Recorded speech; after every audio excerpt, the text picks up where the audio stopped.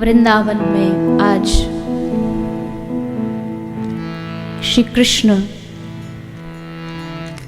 भागे भागे आए। वृंदावन की अधिष्ठात्री देवी वृंदा देवी खड़ी है। श्री कृष्ण और राधा रानी के लिए वृंदाई सेज सजाती है। ठाकुर जी आए भागे भागे और देखा कि आज तो वृंदा खड़ी है, खाली, कुछ किया ही नहीं।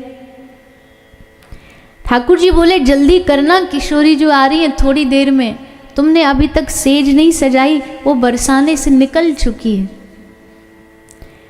वृंदा ने कहा कि निकल तो मथुरा से अक्रूर भी चुका है, तुमको ले जाने के लिए। कृष्ण एकदम चौंक गए। वृंदा ने पूछा कि क्यों अनजान बनते हो, क्या तुम जानते नहीं आज कौन सा दिन है? क्यों सजाऊं इस वृंदावन को, क्यों सजाऊं मैं इस प्रेम की सेज, प्रेम की नहीं विरह की सेज, क्योंकि अक्रूर आएगा तुमको ले जाएगा। पर हां, तुम सब जानते हो, फिर भी तुमने अभी तक ये बात बताई? क्या ये बात हमारी भोली भाली वृषभान नंदिनी को पता है? श्री कृष्ण ने हाथ जोड़ के वृंदा से कहा, वृंदा तू तो सब जानती है, मेरे अवतार का कारण जानती है, दुष्टों का विनाश करना है, धर्म की स्थापना करनी है।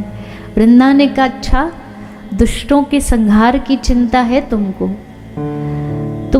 ये तो तुमने सोचा कि दुष्टों का क्या होगा, लेकिन तुमने ये सोचा कि जब तुम्हारे जाने के बाद इस वृंदावन का तुम्हारे विरह में संहार हो जाएगा, उसका क्या?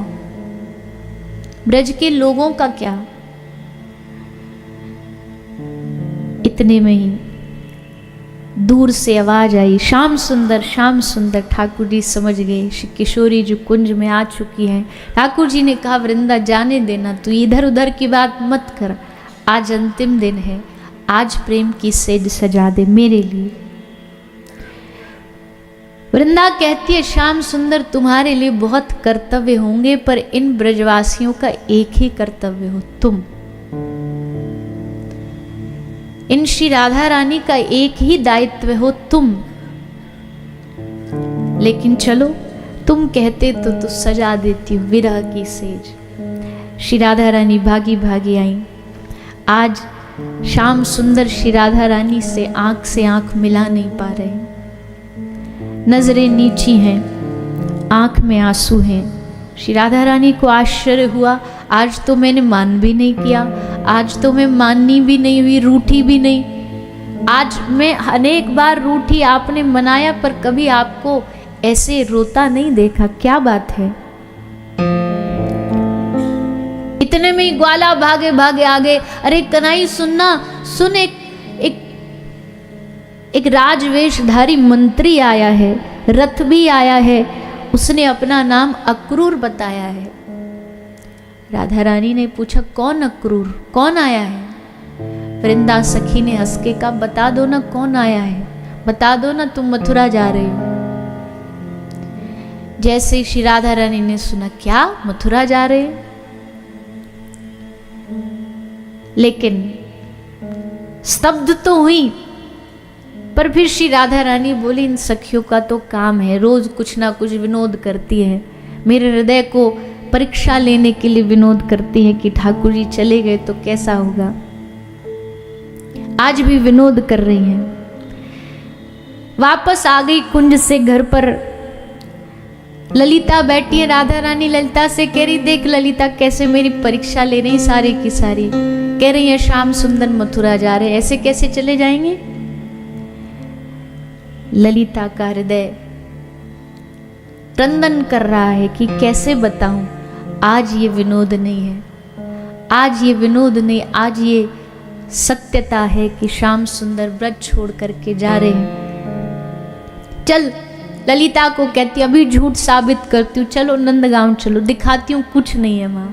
लेकर के सखियों को श्री राधा रानी नंदगांव गई। देखा मेला लगा है। आज नंद घर के बाहर इतनी भीड़ कैसे? हे विधाता, ये कैसा आज का दिन है? क्यों खड़े हैं यहाँ इतने लोग? और ये सजा धजा आदमी कौन खड़ा है? कौन है तू? परिचय दिया, मेरा नाम अक्रूर है, मैं कृष्ण का काका लगता हूं, कृष्ण को ले जाने आया। हृदय एकदम विरह से टूट गया। श्री राधा रानी ने कहा, क्या कहा तूने? दोबारा क्या ले जाने आया हूं? एक बार हमारे दिल की भी तो सोच लेता, कहने से पहले, उस शब्द को बोलने से पहले हमारे बारे में भी तो सोच लेता। तेरा नाम अक्रूर किसने रखा? और कौन सा काका है तू? आज से पहले तो तुझे कभी देखा नहीं, आज तू काका बनकर आ गया हमारे ब्रज के धन को लूट ले जाने के लिए।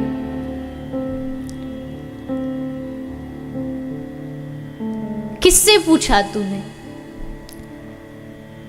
अक्रूर ने कहा, मैंने नंद बाबा से पूछ लिया है, मैंने यशोदा मैया से पूछ लिया है। गोपियां चीख पड़ी, तूने हमसे पूछा? तूने इस ब्रज के बंदरों से पूछा? तूने इस ब्रज के मोरों से पूछा? तूने इस ब्रज के पाषाणों से पूछा कि वो श्याम सुंदर के बिना रहेंगे कि नहीं? तूने हमारी किशोरी राधा रानी से पूछा? लेकिन उस वियोग को कोई टाल नहीं सकता था। रथ तैयार हो गया, रथ पर श्याम सुंदर विराजमान हो गए। रथ चलने लगा, आगे बढ़ा, सामने गए, सबसे पूछा, राधा कहाँ है? बोले, जाओ, श्री यमुना जी के घाट पर अकेली बैठी है, आज्ञा ले आओ। श्याम सुंदर गए, श्री राधा रानी के चरणों में जाके बैठे। और ना कि बैठे, जब कोई कर्जदार कर्जा देने में असमर्थ होता है तो अंत में एक ही रास्ता बचता है कि अपना सम्मान उतार के उसके चरणों में रख दे। आज श्याम सुंदर ने अपना मुकुट उतार के श्री किशोरी जी के चरणों में रख दिया। हाथ जोड़ के बोले, हे श्री राधा, मैं हूं तेरा जन्मों जन्मों का अपराधी, हो सके तो मुझे क्षमा कर देना। क्यों? क्योंकि मैं जा रहा हूं। कुछ नहीं बोली श्री राधा रानी। पूछा, कब आओगी?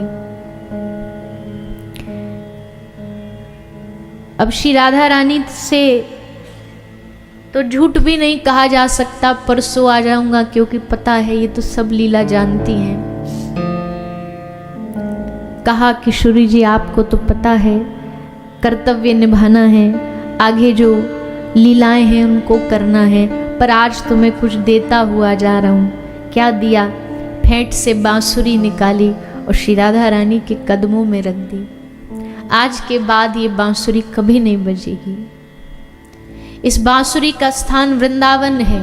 अब इससे बाहर इस वेणु का कोई काम नहीं है। आपके पास ये मेरी धरोहर है, इसे संभाल के रखना, और जब भी मेरी याद आए तो इसको बजा देना, मैं तुरंत आ जाऊंगा। इस दुनिया में कहीं भी होगा कृष्ण आपकी बांसुरी को सुनकर के मैं दौड़ा वापस आ जाऊंगा। श्री जी ने कहा कि अच्छा, फिर तो माफ करना, ये बांसुरी कभी नहीं बजेगी। क्यों नहीं बजेगी? बोले, आपने कहा जब याद आ जाए तो बजा देना। श्री जी कहती है, मैं तो ये सोच करके विरहातुर हो रही हूँ, आप कह रहे जब याद आए बजा देना। याद तो उसकी आती है जिसको कभी भूला जाता हो। आपको भूला नहीं गया तो आपकी स्मृति, आपकी याद का तो कोई प्रश्न ही नहीं उठता। पर ठीक है श्याम सुंदर, मैं आज तुम्हें रोकूंगी नहीं। हृदय में तो बहुत पीड़ा है, लेकिन आज श्री किशोरी जी ने श्याम सुंदर को वहां से विदा किया। कृष्ण का रथ चला, गोपियां जितना दूर हो सकती थी दौड़ी भागी, श्याम सुंदर को पुकारती हुई। कोई रथ के आगे लेट गई, कोई पीछे लेट गई, पर विधि का विधान कौन टाल सकता है। श्री कृष्ण ब्रज को छोड़ करके मथुरा चले गए और क्या कह करके गए थे कि परसों वापस आऊंगा, परसों मेरी वापसी है। एक दिन बीता, 2 दिन बीते, 3 दिन बीते। श्री राधा रानी पूछती है, ललिता 3 दिन हो गए, श्याम सुंदर आए नहीं। बीतते बीतते दिनों में धीरे धीरे श्री किशोरी जी समझ गई, सारे ब्रज के लोग समझ गए कि अब जितना मिलन लिखा था वो मिलन हो चुका है। श्री कृष्ण के जाने के बाद 1 नहीं, 2 नहीं, 5, 10 दिनों तक श्री किशोरी जी मूर्छा अवस्था में पड़ी रहती। उन्माद बढ़ता जा रहा है। चंद्रमा से पूछती है, हे चंद्रमा तू बता मेरे कृष्ण चंद्र कहाँ हैं। मोर से पूछती है, हे मोर बता मोर मुकुटधारी श्री श्याम सुंदर कहाँ हैं। बांस के वृक्षों से पूछती हैं कि हमारा वेणुवादन करने वाला श्याम कहाँ है। उन्माद बढ़ रहा है, दशा इतनी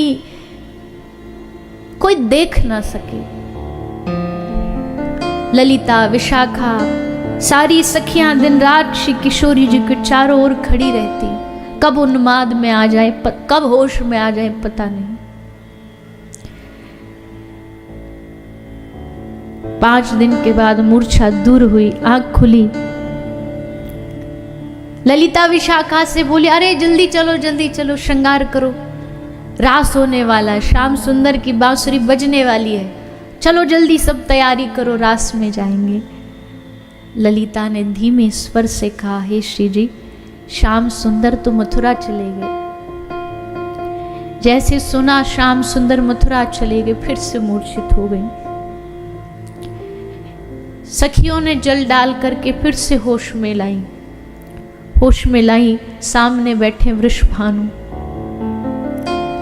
अपनी लाडली की ये दशा देख करके वृषभानु कीर्ति मैया उस सैया से एक क्षण भी दूर नहीं जाते, वहीं बैठे हैं। आंख खुली, सामने कीर्ति मैया बैठी हैं, पर श्री राधा रानी उन्माद में हैं। श्री कीर्ति मैया को देख करके सखियों से पूछ रही हैं, ये कौन है। सखियों ने कहा, किशोरी जी आपकी माता है कीर्ति मैया। अच्छा, ये कीर्ति है तो मैं कौन हूं। आप श्री राधा हो, आप श्याम सुंदर की राधा हो। और जैसे सुना श्याम सुंदर की राधा, फिर से मूर्छा आ गई, फिर से मूर्छित होकर के सैया पर गिर पड़ी।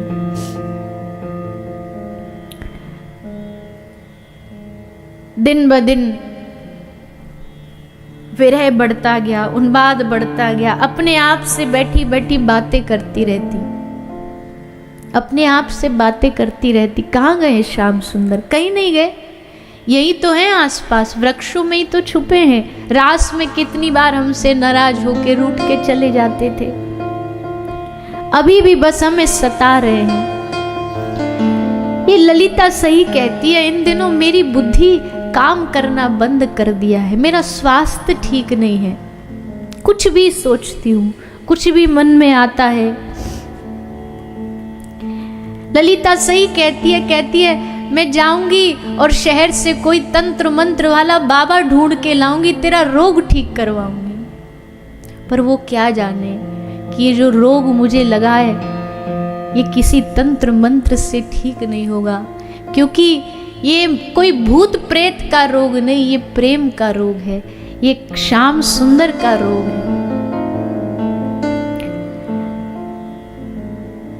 फिर भाव बदला, बैठे बैठे अपने आप ही से बात कर रही हैं। फिर भाव बदला, क्या कहती है, हाँ बेकार तो थी मैं, बार बार मान करती थी, श्याम सुंदर आके मनाते थे, उसी बात से रूठ करके वो चले गए।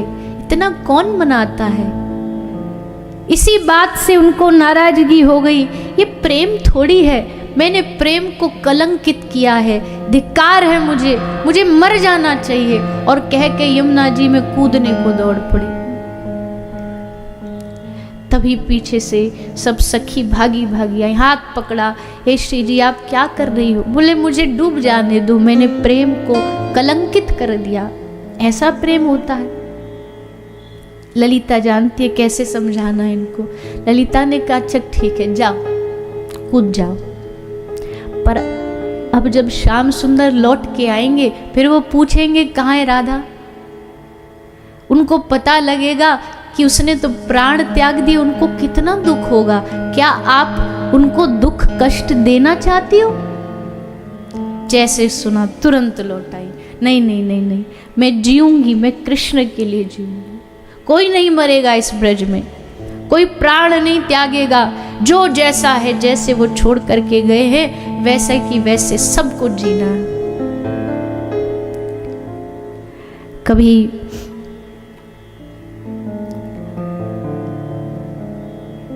ये दशा ब्रज की अलग है। श्याम सुंदर कृष्ण उद्धव के साथ मथुरा में यमुना जी के तट पर बैठे हैं। यमुना जी को देख देख करके, कालिंदी को देख करके कृष्ण कहते क्या आज भी सखियां श्री राधा रानी क्या यमुना जी पर आज भी जल भरने आती होंगी? क्या आज भी यमुना जी पर बैठी होंगी? अभी उधर वृंदावन में श्री राधा रानी यमुना जी के तट पे बैठी बैठी यमुना से बात कर रही हैं, हे यमुने तू तो वहां मथुरा में कृष्ण के रोज दर्शन करती होगी, बताना उनका क्या हाल है। उनको जाकर के यहाँ की कहना कि आज भी तेरा नीला रंग देख करके हम श्याम सुंदर के उस नील वर्ण को याद करती है। उनको जाकर कहना आज भी मैया रोज माखन निकालती है, आज भी रोज गैया दोहते हैं। हाँ, पर कितना जमीन पर गिरता, कितना पात्र में ये मत बताना। तू जा कालिंदी सब कहना, पर मेरे हृदय की पीर मत बताना, मेरे आंखों के आंसू मत बताना। क्यों? उन्हें कष्ट होगा। आवेश में आई और अपने गले की माला उतार करके यमुना जी में फेंक दी, डाल दी। उधर मथुरा में उद्धव जी के साथ बैठे श्री कृष्ण उद्धव से कह रहे पता है उद्धव, इस यमुना जी से मेरा गहरा संबंध है। क्यों? क्योंकि यहाँ राधा, बस राधा का, राधा कहते ही शरीर एकदम रोमांचित हो गया। यमुना जी से भी राधा राधा के शब्द सुनाई देने लगे। डुबकी लगाई श्री कृष्ण ने तो गले में राधा रानी के द्वारा फेंकी गई वो माला गले में आ गई। उसकी सुगंध, उसका स्पर्श देख के समझ गए श्याम सुंदर ये किशोरी जी की माला है। उधर राधा रानी यमुना जी पे मूर्छित पड़ी है। एक हंस उड़ करके आया, हंस उड़ करके आया, आकाश से मथुरा की तरफ से उड़ता उड़ता आया और वृंदावन में आके सखियों के बीच में बैठ गया। सखियों ने भगाना चाहा पर वो तो एक टक श्री राधा रानी को देखता ही जा रहा है, देखता ही जा रहा है, देखता ही जा रहा है। किसी ने पूछा कौन है ये? एक सखी बोली लगता है मथुरा से आया है कृष्ण का साथी, तभी तो हमारी श्री जी को घूर घूर के देख रहा है। एक सखी बोली हाँ हाँ हाँ, अब तो वो मथुराधीश बन गए हैं ना। यहाँ तो बंदरों से खेलते थे, मोरों से खेलते थे, पर अब तो वो राजाधिराज है, अब हंसों से खेलते हैं। उसी ने भेजा है ना ब्रज का हाल देखने के लिए। देख ले, देख ले इस वृंदावन की दशा को और जाके कह दे उनको कि अगर वो नहीं आए तो ये वृंदावन उनकी याद में डूब जाएगा। बता दे उनको। सखी कह रही ये जो बैठी है ना, ये तेरे स्वामी की भी स्वामिनी है। जिनको तू स्वामी मानता ना, उनकी स्वामिनी है। ये देख क्या दशा बना दी तेरे स्वामी ने, क्या दशा है इनकी। यहाँ रुक, यहाँ सब देख पहले वृंदावन को। 7 दिन हंस को ब्रज में रखा गया। वृंदावन में 7 दिन उस हंस को रख के वृंदावन की एक एक दशा दिखाई गई। और फिर का अब जा मथुरा। श्री कृष्ण यमुना जी के तट पर बैठे थे मथुरा में। हंस उड़ता उड़ता आया और आके श्री कृष्ण की गोद में बैठ गया। ठाकुर समझ गए ये वृंदावन से आया है, इसके स्पर्श में राधा रानी की सुगंध है। उसके कान में बोले, तुझे एक गुप्त बात बताऊं? श्री कृष्ण कहते, हंस तुझे एक गुप्त बात बताऊं? हाँ प्रभु कहिए। कृष्ण कहते हैं, हंस मैं रहता हूं इस मथुरा में, पर मेरा यहां मन नहीं लगता। मेरा मन उसी वृंदावन की गलियों में घूमता रहता है। हंस कहता है, प्रभु यही दशा उस वृंदावन की है। वो वृंदावन आपके विरह में डूबता जा रहा है, डूबता जा रहा है। उसे बचा लीजिए जाके। वहां कुछ नहीं बचेगा, सब जल करके भस्म हो जाएंगे आपके विरह में। उस वृंदावन को बचा लीजिए। अरे किसी दिन तो यशोदा अपने आप को खुद रस्सी से बांध के खड़ी हो जाती है कि मैंने कन्हैया को रस्सी से बांधो, अब मैं पूरा जीवन रस्सी से बंधी खड़ी रहूं। किसी दिन नंद बाबा, पूरा ब्रज नंद बाबा को दोष देता। क्यों? बोले तुम आए मथुरा से खाली हाथ लौट आए, कृष्ण को संग नहीं लेकर के आए। नंद बाबा कहीं एक कोने में छुपे छुपे अपनी विरह वेदना को दबाते हैं। पूरा पूरा ब्रज गोप ग्वाला रात भर सोते नहीं है। क्यों? सुबह जल्दी जगना है। क्यों? कृष्ण आएगा। वो आके संगैया चरावे जाएंगे। ग्वाल बाल पूरी रात्रि को सोते नहीं है। कृष्ण ने कहा, और मेरी राधा? हंस बोला, हे श्याम सुंदर, मेरी वाणी में सामर्थ्य नहीं है कि मैं उन श्री राधा रानी की दशा आपको बता सकूं। कोई उनके पास भी बैठ जाए तो उनके शरीर से भी आप ही के नाम की ध्वनि निकलती है। कभी मोर कुटी जाती है, कभी गहवर बन जाती है। पूरा बरसाना उनको देख करके रोने लगता है। पूरा ब्रज उनको देख करके रोने लगता है। हंस कहता, मैं तो जा रहा हूं वृंदावन। जाते जाते रुका, पूछा, एक प्रश्न करूं? प्रभु ने कहा, हाँ बोल। बोला, आपने उन प्रेमी जनों को क्यों छोड़ा? आपने उन प्रेमी हृदयों को क्यों छोड़ करके आप आए? लेकिन श्याम सुंदर मौन रहे, चुप रहे। हंस उड़ करके वृंदावन चला गया। मथुरा में मथुरापति की सभा लगी हुई है। उग्रसेन बैठे हैं, उद्धव बैठे हैं, अक्रूर बैठे हैं, बलराम बैठे हैं और बीच में श्री कृष्ण बैठे खोए खोए।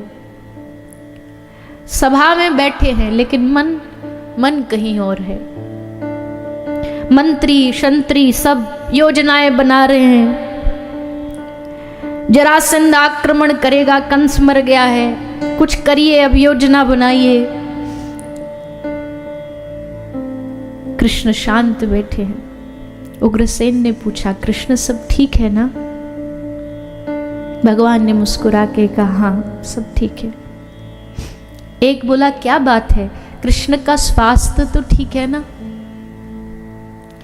एक हंस के बोला, लगता है इसको वृंदावन की याद आ रही है, लगता है इसको चोरी की याद आ रही है, लगता है इसको अपनी राधा की याद आ रही है। बस इतना कहना ही हुआ। श्री कृष्ण को चारों तरफ अपनी आंखों के सामने वृंदावन दिखने लगा। उन उदास रोती हुई गौ माता की आंखें दिखने लगी, जो जाते समय कृष्ण से पूछ रही थी कि तुम लौट के कब आओगे।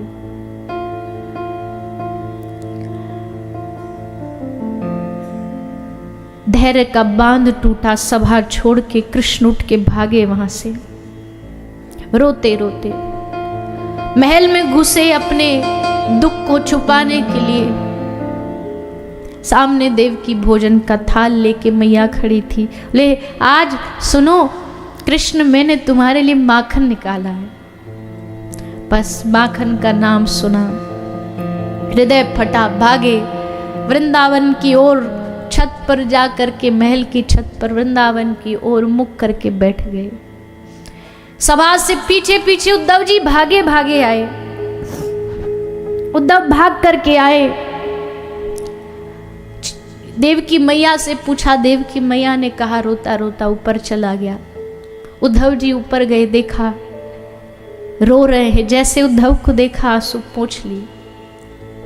दुनिया में सबसे मुश्किल काम है अपने विरह को छुपाना, अपने कष्ट को छुपाना, अपने आंसू को छुपाना, कृत्रिम झूठी हंसी हंसना। उद्धव ने कहा, सब ठीक है, आप मेरे मित्र हो, आप मुझे बता सकते हो क्या बात है आपके दिल में। ठाकुर जी ने बात को बदला। देख उद्धव, ये यमुना कितनी अच्छी बहती है ना।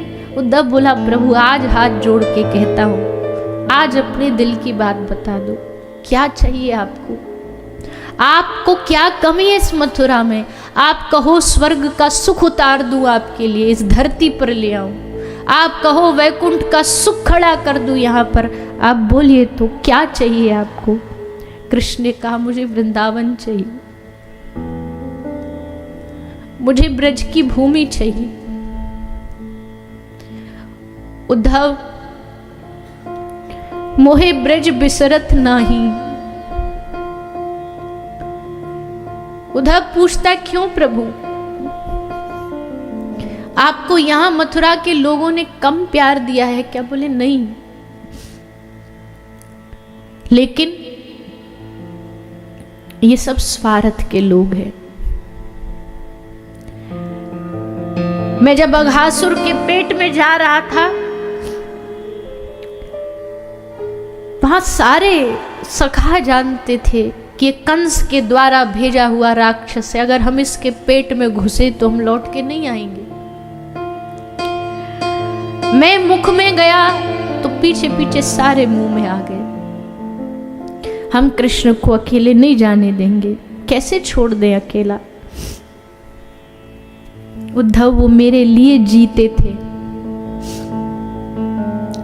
क्या मुझे अच्छा लगे उसके लिए जी जान लगा देना, जो मुझे प्रिय ना हो उसको त्याग देना। ऐसा प्रेम उद्धव मैं कैसे भूल जाऊं? मुझ में मन लगाते लगाते उनका दिन रात मुझ में इतना मन लग गया कि उनका मन मेरे में, ये कहना भी ठीक नहीं है, उनके मन ने मेरा ही आकार धारण कर लिया है। अहम ब्रह्मास्मि लोग कहते हैं, मैं ब्रह्म बन गया, वो उनका हृदय ही कृष्ण बन गया है, क्योंकि उनके कण कण में, उनकी स्थिति में मैं ही बसा हुआ हूं। इसलिए उद्धव, मोहे ब्रज बिसरत नाही। गोपी तो कृष्णाकार हो चुकी हैं, वो ब्रह्म ज्ञानी की स्थिति भी पार कर चुकी है। उद्धव ने कहा, आप भगवान हो, भूल गए हो क्या? ये संयोग वियोग ये सब मिथ्या है, ये सब झूठ है, ये मोह है। क्यों याद करते हो उनको? कृष्ण ने कहा, मेरा वचन है, जो मुझे याद करता है मैं उसको याद करता हूं। जा, तू उन ब्रजवासियों के मन से मेरी याद निकाल दे, मैं भूल जाऊंगा। उद्धव ने कहा, ठीक है, मैं जाऊंगा, मैं वृंदावन जाऊंगा और मैं उनके दिल से आपकी याद निकलवा के आऊंगा। मैं उन गवार अनपढ़ गोपियों को ब्रह्म ज्ञान का पाठ समझा करके आऊंगा। ठाकुर जी गंभीर होके बोले, उद्धव वो गोपियां अनपढ़ जरूर है पर गवार नहीं है। तूने वेद पढ़े हैं, उन्होंने वेदना पढ़ी है, उन्होंने प्रेम को पढ़ा है।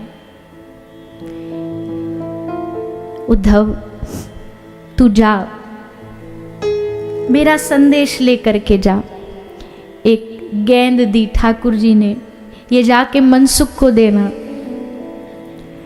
सर से मुकुट उतार के दिया, ये जा करके नंद बाबा को देना। पगड़ी उतारी, काली कमरिया उतारी और सब उद्धव को पहना दी। उद्धव तू ऐसे जाके लाख चीखेगा ना कि मैं उद्धव हूं, तुझे कोई देखेगा भी नहीं वहां। पर जब तू कहेगा ना मैं कृष्ण का मित्र हूं, तो सबकी नजरें तुझ पर होगी। तू कृष्ण का मित्र ये कैसे पता चलेगा? ये मेरी पहचान लेता जा। सब पहना दिया भगवान ने। उद्धव ने कहा मैं मंत्री हूं, महाराज उग्रसेन से आज्ञा तो ले लूं। ठाकुर जी ने कहा अब एक क्षण की भी देर मत लगा, तू मेरे वृंदावन चला जा। हंस आया था, उसने कहा अगर एक दिन की भी देर हुई तो वृंदावन डूब जाएगा। मैं जा नहीं सकता उद्धव, लेकिन तू चला जा। श्री कृष्ण से आज्ञा लेकर के उद्धव का रथ चला। जितनी दूर तक कृष्ण रथ के पीछे दौड़ सकते थे दौड़ते रहे। ये कहना उस चित्रा को ये बोलना, श्री राधा रानी को ये बोलना, मेरा ये कहते। उद्धव कह रहा लौट जाओ, आप वापस चले जाओ। ठाकुर जी खूब दूर तक दौड़े, जहां तक दौड़ सकते थे दौड़े।